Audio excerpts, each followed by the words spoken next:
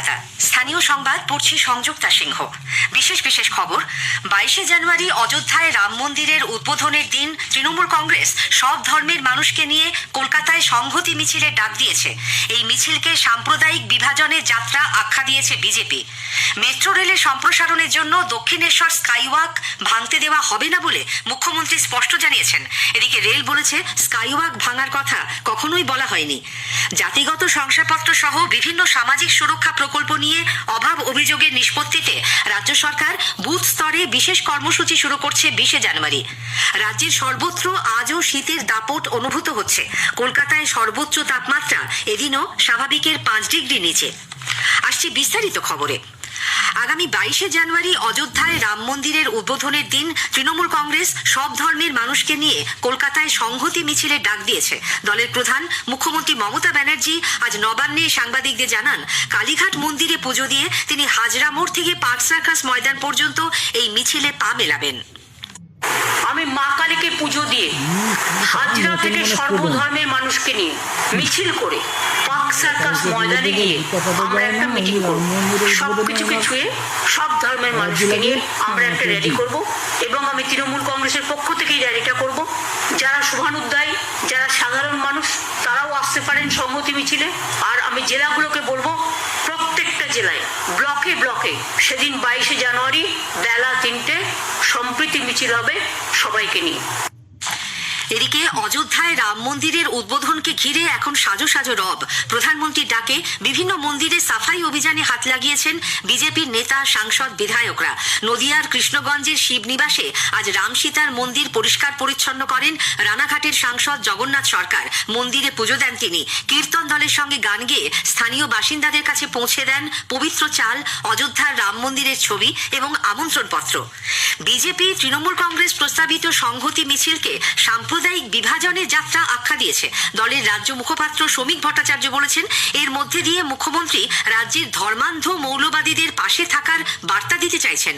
রাম মন্দিরের প্রাণ প্রতিষ্ঠার জন্য সারা দেশ তথা বিশ্বের মানুষ যখন অধীর আগ্রহে অপেক্ষা করছেন, তখন সেই ব্রাহ্ম মুহূর্ত থেকে রাজ্যের মানুষকে দূরে সরিয়ে রাখতেই এই কর্মসূচি নিয়েছেন মুখ্যমন্ত্রী। রাম কি কমিউনালিজমের প্রতীক? রাম মন্দির আন্দোলনকে সমর্থন করার অর্থ কি মুসলমানের বিরোধিতা করা?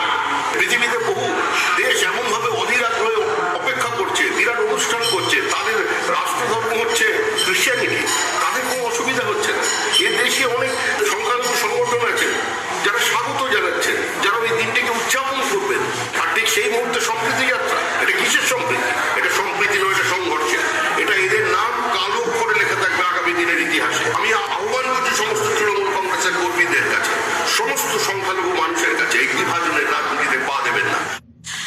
দক্ষিণেশ্বর ব্যারাকপুর ও জোকা ধর্মতলা মেট্রো রেলের সম্প্রসারণের জন্য দক্ষিণেশ্বর স্কাইওয়াকের একাংশ ভেঙে দেবার আবেদন জানিয়ে এবং আলিপুর বডিগার্ড লাইন্সে জমি চেয়ে রেল কর্তৃপক্ষের তরফে রাজ্যকে যে চিঠি দেওয়া হয়েছে, মুখ্যমন্ত্রী মমতা ব্যানার্জি তার তীব্র বিরোধিতা করেছেন।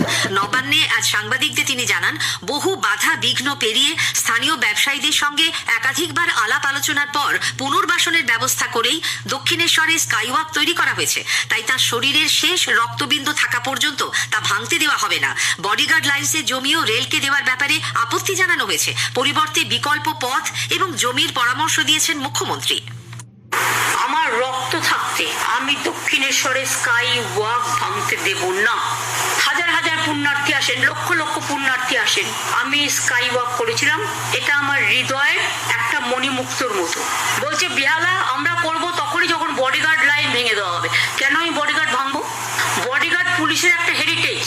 কয়েক কোটি টাকা খরচ করে আমরা বডিগার্ডের সুয়ারেজ করে এই জায়গাটাকে আমরা এবারে পুরো জল মুক্ত করেছি, মানে জমে যাওয়া জল। তার পাশেও তো জায়গা আছে, ডিফেন্সের অনেক জায়গা আছে রেড রোডের ওপর দিয়ে। আর ওটা তো ওদের কাজে লাগছে না, ওরা রেড রোডের পাশ দিয়ে জায়গা দিতেই পারে, ময়দানের পাশ দিয়ে। কি আপত্তি আছে? অনেক জায়গা করে আছে। আমাকে বললো আমি জায়গা দেখিয়ে দেবো, সম্পূর্ণ সহযোগিতা আমাদের থেকে আছে। দক্ষিণেশ্বরের স্কাইওয়াক ভাঙা হবে এ কথা কখনোই বলা হয়নি বলে রেল জানিয়েছে। মেট্রো রেলের মুখ্য জনসংযোগ আধিকারিক কৌশিক মিত্র আজ কলকাতায় বলেন, এটা একেবারেই গুজব। মসৃণভাবে ট্রেন চালানোর জন্য ওখানে কিছুটা খোলা জমিতে কয়েকটা পিলার তৈরি করার প্রয়োজন বলে তিনি জানান।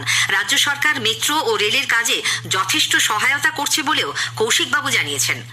প্রধানমন্ত্রী উজ্জ্বলা যোজনা থেকে রাজ্যের গরিব মানুষদের বঞ্চিত করা হচ্ছে বলে অভিযোগ করে বিরোধী দলনেতা শুভেন্দু অধিকারী মুখ্য সচিবকে চিঠি দিয়েছেন। তিনি লিখেছেন, বিভিন্ন জেলায় গ্রাহকরা এই প্রকল্পে নতুন গ্যাস সংযোগের আবেদন জানালেও ডিস্ট্রিবিউটাররা তা গ্রহণ করছেন না। নতুন করে উজ্জ্বলা যোজনার সংযোগ না দেবার জন্য জেলা শাসক তাদের নির্দেশ দিয়েছেন বলে ডিস্ট্রিবিউটাররা জানিয়েছেন। এ ব্যাপারে মুখ্য সচিবের হস্তক্ষেপ চেয়েছেন বিরোধী দলনেতা। এক্স হ্যান্ডেলে তিনি বলেছেন, এর আগে আয়ুষ্মান ভারত এবং প্রধানমন্ত্রী ফসল বীমা যোজনার মতো কেন্দ্রীয় প্রকল্পের সুবিধা থেকে রাজ্যের মানুষকে বঞ্চিত করেছেন মুখ্যমন্ত্রী। এর জবাবে রাজ্যের মন্ত্রী অরূপ বিশ্বাস এক্স হ্যান্ডেলে এলপিজি সিলিন্ডারের দাম এবং উজ্জ্বলা যোজনায় গ্রাহকদের সংখ্যার উল্লেখ করে লিখেছেন, গত অর্থবর্ষে উজ্জ্বলা যোজনার 1,18,00,000 সুবিধাভোগী একটিও সিলিন্ডার নেননি। 92 লক্ষ গ্রাহক 2021-22-এ দ্বিতীয় সিলিন্ডার না কিনে কাঠের জ্বালানিতে ফিরে গেছেন। স্থানীয় সংবাদ শুনছেন আকাশবাণী কলকাতা কেন্দ্র থেকে। এখন বিজ্ঞাপন বিরতি। ধানের মূল জমিতে যে কোনো ধরনের আগাছাকে নির্মূল করতে এবং মজুরের খরচা সাশ্রয় করতে একর প্রতি 90 গ্রাম হারে ব্যবহার করুন বায়ারের কাউন্সিল অ্যাক্টিভ। ফিরে আসছি স্থানীয় সংবাদে। জাতিগত শংসাপত্র সহ বিভিন্ন সামাজিক সুরক্ষা প্রকল্প নিয়ে অভাব অভিযোগের নিষ্পত্তিতে রাজ্য সরকার বুথ স্তরে বিশেষ কর্মসূচি পালনের সিদ্ধান্ত নিয়েছে। মুখ্যমন্ত্রী মমতা ব্যানার্জি আজ নবান্নে সাংবাদিকদের বলেন, আগামী 20 জানুয়ারি থেকে 12 ফেব্রুয়ারি পর্যন্ত প্রতিটি বুথে এই জনসংযোগ কর্মসূচিতে 3 জন করে আধিকারিক থাকবেন।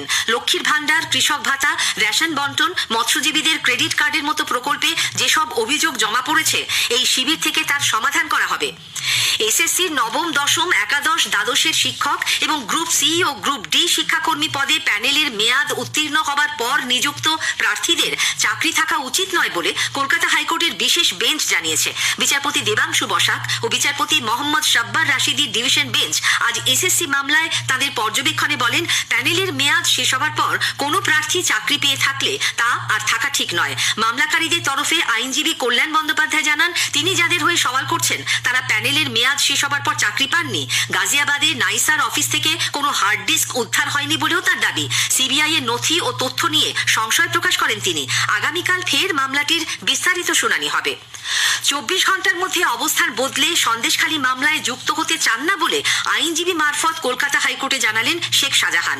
ইডি আধিকারিক, কেন্দ্রীয় বাহিনী এবং সংবাদ মাধ্যমের ওপর হামলার ঘটনায় অভিযুক্ত এই তৃণমূল কংগ্রেস নেতার আইনজীবী আজ বিচারপতি জয় সেনগুপ্তের এজলাসে জানান, তার মক্কেল ইডির মামলায় যুক্ত হবার যে আবেদন করেছিলেন তা প্রত্যাহার করে নেওয়া হচ্ছে। তবে আদালত মনে করলে মামলায় যুক্ত হবেন শাহজাহান। গত 5 জানুয়ারি রেশন দুর্নীতির তদন্তে তল্লাশি অভিযানে গিয়ে আক্রান্ত হন ইডি আধিকারিকরা।